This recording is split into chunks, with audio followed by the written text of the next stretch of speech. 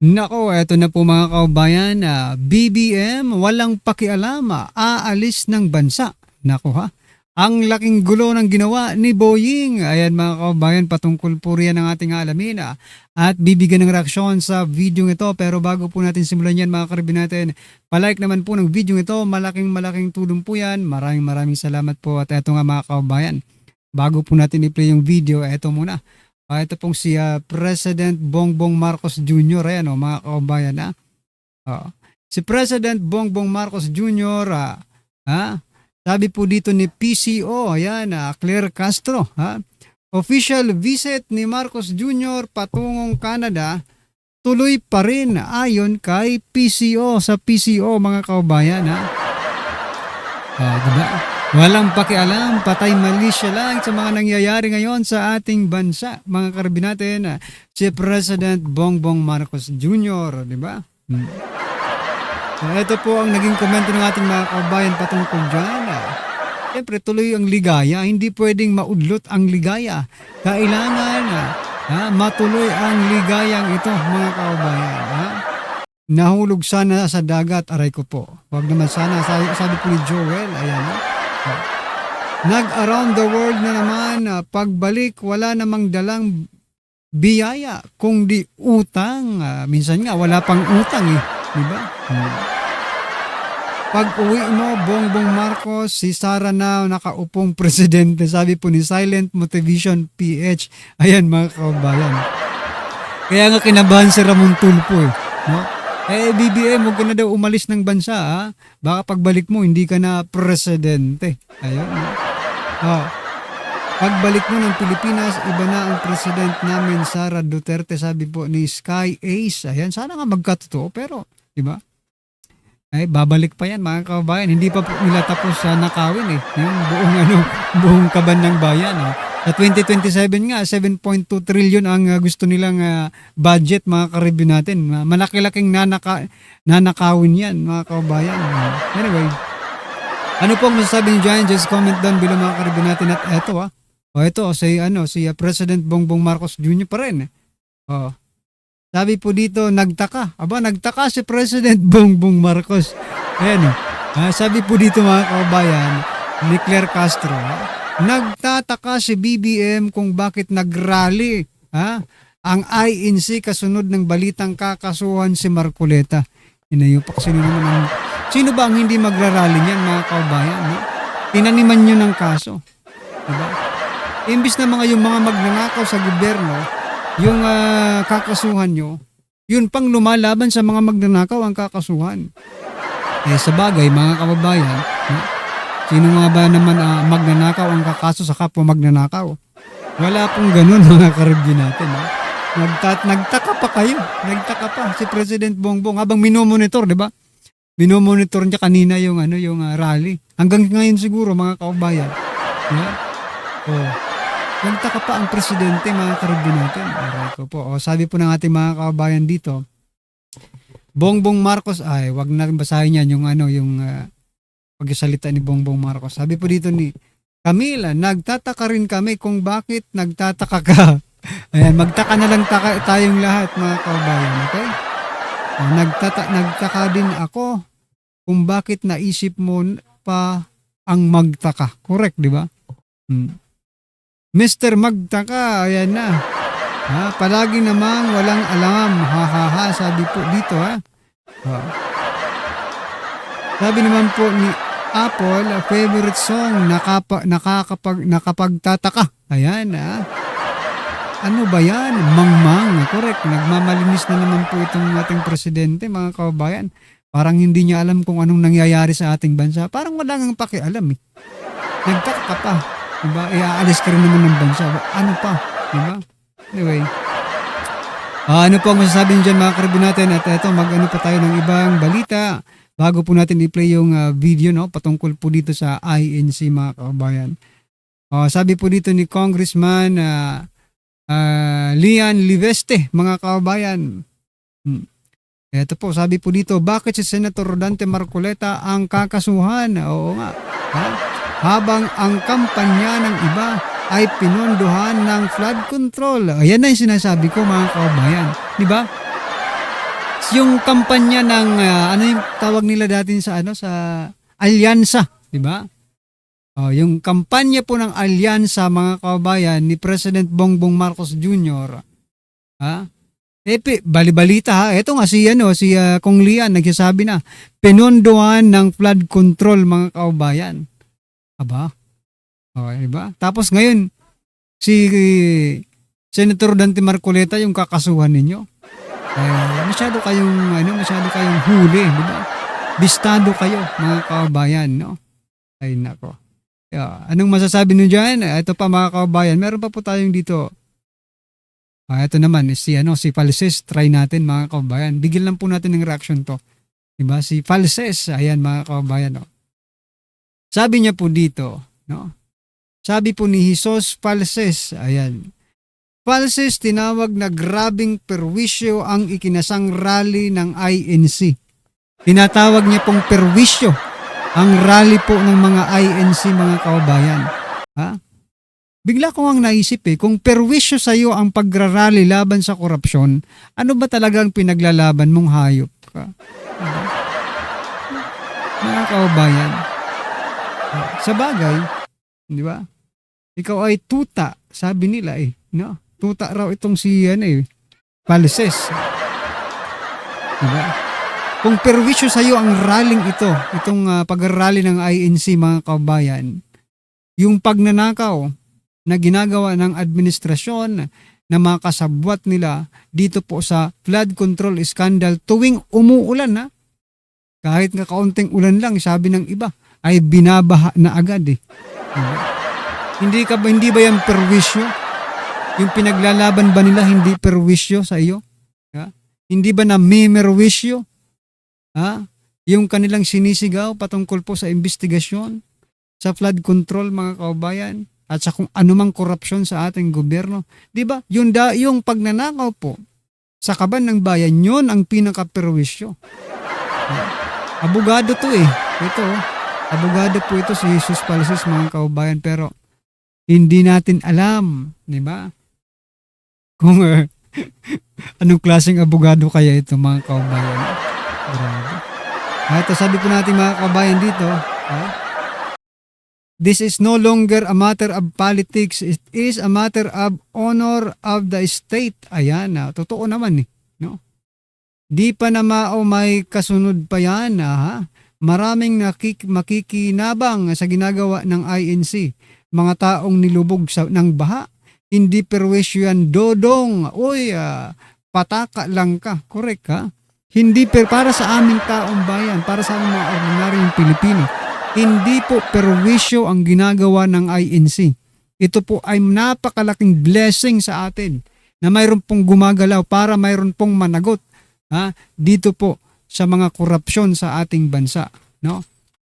Ang matutuwa lang na magsasabi lang na ito ay perwisyo mga kababayan, yun pong sigurong nakinabang rin. Yun pong sigurong mga nakinabang rin sa flood control scam mga kababayan, na malitahan, na nasobrehan or na paper bag, nabigyan ng paper bag. Ayan Anyway, ano po ang masasabi dyan mga karabin natin? Just comment down below at eto pa. Sabi naman po ng DOJ ito DOJ mga kababayan. Sabi naman po ng spokesperson, DOJ, hindi pala DOJ ito, ombudsman na ito. Diba? Sabi po ng spokesperson ng ombudsman na si Nico, Assistant Ombudsman Nico Clavano. Ito po ang sabi niya. Kung accountability at transparency ang kanilang pinaglalaban, yun din ang aming pinaglalaban dito sa Office of the Ombudsman. Aray ko po, naniniwala ba kayo yan? Na yung pinaglalaban doon ng ombudsman ay transparency and accountability. Kung yan po ang pinaglalaban ninyo, bakit lahat ng kumakalaban, lahat ng gustong mag-imbestiga sa flood control ay pinagkakasuhan niyo, kinukulong ninyo? Sige nga. Pakipaliwanag po, Mr. Clavano. Diba? Sabi niyo, may mga kaso yan Ang problema nga, lahat sila may kaso. bakit sila lang ang tinutuluyan ninyo? Diba? Bakit yung mga bumaliktad, mga hinayupak ng mga trahidor, ha? Ngayon, iimbestigahan pa lang. Sabi nyo, hinog na. Pinaglololoko ninyo kami. Diba? Ayun ako. Ang tanong dito, naniniwala ba kayo dito sa sinasabi nitong assistant ombudsman na ito? Ha? Kuhang-kuha mo talaga ang pagiging assistant ombudsman. Ha? Gayang-gaya ka sa ombudsman. Di ba? Ay naku mga karabinate. Ano pa masasabi niyo dyan? Ha? Just comment down below mga karabinate. At eto, last po natin pag-uusapan, no? Ito na lang. Yung dalawang magkapatid, mga kababayan, no? Si Rimulya. Unahin po natin to. Si Rimulya kasi, mga kababayan, no? Sabi po dito ni Senator Dante Marcoleta, alam ko po, ha? Ang promotor nito ay ang ating ombudsman, okay? Sapagkat nung kami po ay nagtatalo sa bulwagan ng Senado, aba? Isa sa amin ang nagsabi na sometimes we have to bend the law. Ayan na. Ha? O, klarong-klaro. This is bending the law already, mga kababayan. Okay? At eto kinasuhan po ni Ombudsman si Senator Dante Marcoleta at ngayon naman po, mga kababayan, ang mag-e-implement. Ito, ang mag-e-implement naman po ng warrant of arrest or arrest warrant kay Senator Dante Marcoleta, nakahanda na. Ha? Yung kapatid ni Ombudsman Boying Rimulya na si DILG Secretary John Vic Rimulya. Makapangyarihan talaga ang mga Rimulya. Sabi po dito ni John Vic Rimulya, arrest warrant laban kay Senator Marcoleta. Personal na isisilbi ni John Vic. I will do it myself, sabi niya po. Kita niyo na yan. Diba? Hindi kayo nakaplano ang lahat ng ito. Magkapatid nag-uusap ito kahit sa telepono lang. Oh, brother, kakasuhan ko na to. Kakasuhan ko na to si Marcoleta. Ano ba yan? Pwede ba? Ikaw na lang ang mag-serve ng arrest warrant dito? Tuluyan mo na yan, Parang ganun pang nangyayari. Planadong-planado, mga kababayan, di ba? Ano po ang masasabi niyo dyan? Just comment down below. At eto na nga mga karibin natin, pasadahan na po natin yung video. Pasok ka! Po ng Iglesia ni Cristo, ang kapatid na Edwil Sabala. Ka Edwil, magandang umaga po. Magandang umaga po, Ka Nelson. Apo. Ito pong pagdagsa ng mga tao sa White Plains, sa Quezon City, at meron ding nakita dyan sa Liwasang Bonifacio, ang iba po inatanong na sila daw po pala ay miyembro ng Iglesia ni Cristo.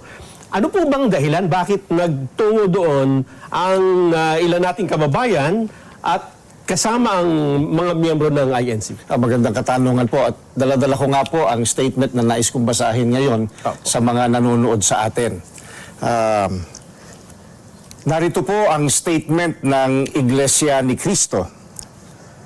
Hindi tutol ang Iglesia ni Cristo sa pagpapatupad ng batas. Ayan, Pero hindi tutol. tutol kami sa pagbaluktot sa batas, lalo na kung ang layunin ay para pagtakpan ang katiwalian. Pagtakpan. Nangyari. Gaya ng alam ng marami, si Senator Dante Marcoleta ay nanguna sa pag-iimbestiga sa isa sa pinakamalaking pandarambong na naganap sa ating kasaysayan. Sinimulan niya ito nang siya pa ang chairman ng Blue Ribbon Committee ng Senado. Subalit, pinalitan ng liderato ng kumiting ito. Gayunpaman, itinuloy niya ang paghahanap ng hustisya. Sandali lang mga kababayan, gusto ko lang i-share to mga karabin natin kasi isa po siya sa prosecutor no? Na private prosecutor na kinuha po ng House, mga kababayan, no? Sabi niya po dito, wala kaming ibang layunin kundi ilatag ang katotohanan. Utot mo, Barbers, di ba? May naniniwala pa ba kay Barbers, mga kababayan? Yun ang tanong, kung may naniniwala sa iyo. Huwag mo nang lukuhin ng taong bayan, Barbers, Sawa na kami sa inyo. Para sa atin na mga mamamayan. Ang ipinagtataka namin ay kung bakit siya na nagsusulong sa pag-expose ng mga sangkot sa napakalaking pagnanakaw sa Pilipinas ang kakasuhan at ipakukulong sa halip na ang mga na-expose. Tama. Ang ikinakaso kay Senator Marcoleta ay plunder na isang non-bailable crime. Sa makatwid, Gaya kay Jinggoy. ipakukulong siya at hindi pwedeng magpiyansa hanggang hindi natatapos ang paglilitis sa kanya. Sa madaling salita, ay hindi na niya maitutuloy ang paglalantad o pag-expose sa mga sangkot sa pandarambong na naganap. Pero, paanong naging plunder ang pagtanggap ng campaign Yan na. donation o campaign contribution?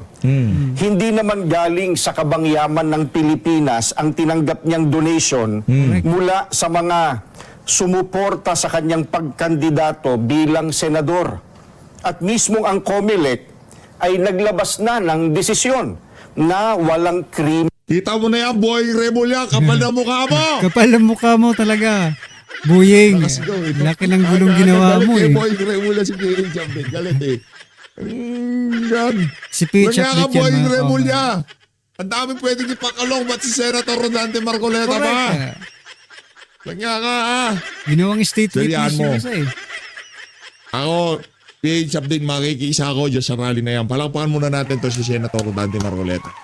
Ang pagkakaroon ng kaso dito sa ATIC administration na to, medyo nagpupyok pa tayo dahil liga nga nagbibinata. Siyempre, alam nyo naman, di ba? Isang karangalan. Update, mga Diba? kabayan. Kung sakaling, sino mga vlogger dyan na masampahan ng kaso? Kung sakaling tayo man, dumating ang punto, huwag naman sana, di ba? Huwag naman sana. Ako rin, Wala wag ako. ng PH update pag nagkataon, di ba? Di ko Kung sino kakayanin wala yan, ng mga PH update, kabayan. di ba? Wala tayong pera dyan. Sakali man, titignan natin yan bilang isang malaking karangalan. Kung baga nakahanay ka kay Rodante nakahanay ka kay Pastor Kibuloy, kay Tatay Digong, kay BP Sara, doon ka nakahanay. At least Kung sakaling nakasa- kasuhan ka Oh. dito sa ADIC na administration na to. At Yun least ho ang nasa sinasabi ko katotohanan tayo, di ba? sa aling, God forbid, knock on wood, knock on every wood, huwag naman sana mangyari, no?